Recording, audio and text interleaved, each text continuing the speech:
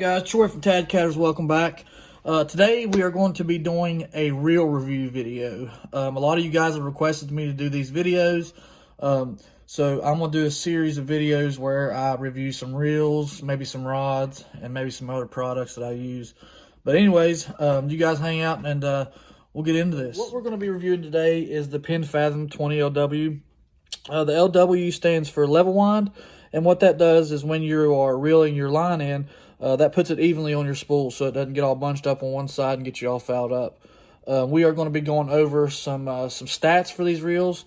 I'm also going to go over some personal experiences that I've had with using these reels. These reels are awesome.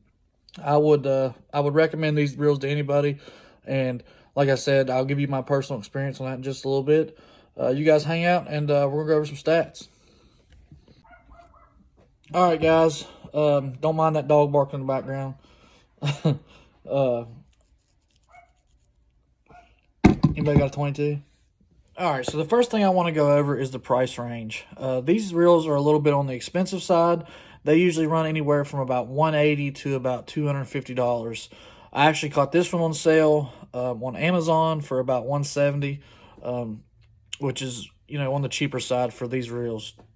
But again, I know they're expensive, but you are 100% better off to go out and buy an expensive reel now and rather than to go out and spend, 40, 50 bucks on a cheaper reel and have those cheaper reels malfunction and cost you a big fish. Because believe me, I've done it. I've tried a lot of different reels. I've tried the cheap reels. I've tried the more expensive reels. And believe me when I tell you, you really get what you pay for. I've lost multiple fish on these cheaper reels. And, they may last, 6 months to a year, and then you're having to go back out and buy another one. So you're better off to save your money and buy a more expensive reel, and something that's going to last you a while, and it's not going to cost you a big fish, because you're going to be kicking yourself in the ass if you do that. So all right, so let's go over some stats. These things have carbon fiber drag. They have a metal body and side plates, which means this is all metal. It's not plastic. It's not just going to snap and break like cheap reels would. It has instant anti-reverse. It has a 4+1 stainless steel ball bearings. It has a gear ratio of 5 to 5 to 1. Has 30 pounds of mag drag. What? I don't know what that is. 30 pounds of max drag. Can't talk for a second. But it has 30 pounds of max drag, which what that means is you're going to be able to put 30 pounds of pressure on that reel before your drag will give out at max. That's at max. You can adjust that to whatever you want it to, but at max, has 30 pounds of drag. Line capacity. The line capacity for braid is 860 yards of 20-pound braid, 645 of 30-pound braid, and 450 yards of 50-pound braid. And those of you guys that use braid, I don't know if you know this or not, maybe not. I'm going to tell you about it anyways. You don't have to put that much braid on these reels. These are a larger reel, but you can put mono backing on here and then put, 150, 200 yards of braid on these. When I used braid, I don't use braid now, but when I used braid, that's what I did.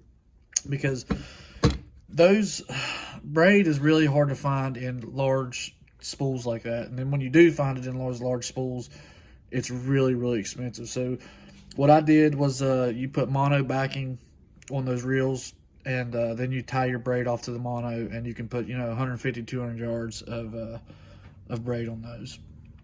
The mono, personally, that is what I use is mono. 475 yards of 15, 315 yards of 20, and 290 yards of 25. I personally use 50-pound mono. That's 50-pound slime line, and those reels will hold about roughly around 150 yards of 50-pound mono, and that's all you're going to need. You don't need more than that. Anyways, let's see. It gets 30 inches per turn, so as you're reeling, you're gaining 30 inches per turn on your reel. And it also weighs 20.9 ounces, which is a little over a pound. It's really nice. I mean, it's a great reel. You guys can check it out. It's got a good clicker on it.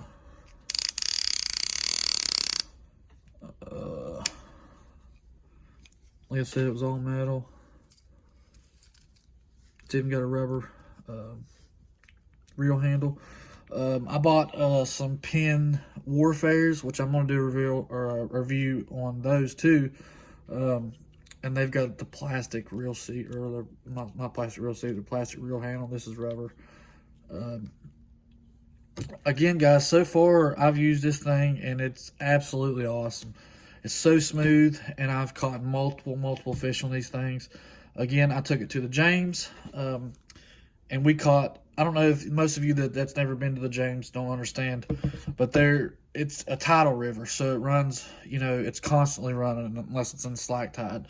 And the current down there is crazy. So, you know, when you're fighting a fish in, you know, 3-4 mile an hour current, it's wild, and you really need a good reel, and these reels hold up tremendously. So far, they've held up to everything I've thrown at them. I've caught flatheads, blues, channels. They're awesome, guys. I mean, if I had to recommend one reel, this would be the reel that I would recommend. I'm going to show you guys some pictures of some fish that I've caught, just to give you an example of how well these things do. I actually caught my personal best on a Penn Fathom at the James River, which was 64 pounds. It takes all the work out of, you know, because, and I'll explain that. I say that, you know, it takes all the work out of it. It doesn't take the fun out of it. It's still fun to catch them, but experience that I had when we first started going down to the James River, we took 6500s, and I'm not bashing 6500s abus at all whatsoever, but they don't have the line capacity or, you know, the drag setting for that kind of water or those kind of fish. When you're reeling in 40, 50, 60, 70 pound fish in 3-4 mile an hour current, you need a good reel that's going to, you know, hold up to it.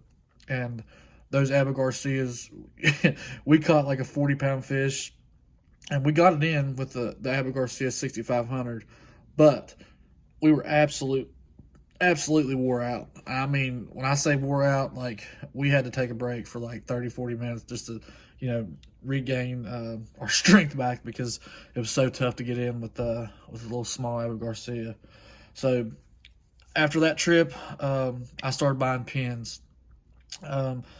I use the Penn Warfares for a while. Again, I'll do a review on those. I'm not going to get into that. I went from the Penn Warfares. I started buying the Fathoms, and they have a smaller model, or a more cheaper model, which is the Rival, which I had one of those, and I'll tell you that story when I do that review on that reel too. But anyways, I'm rambling.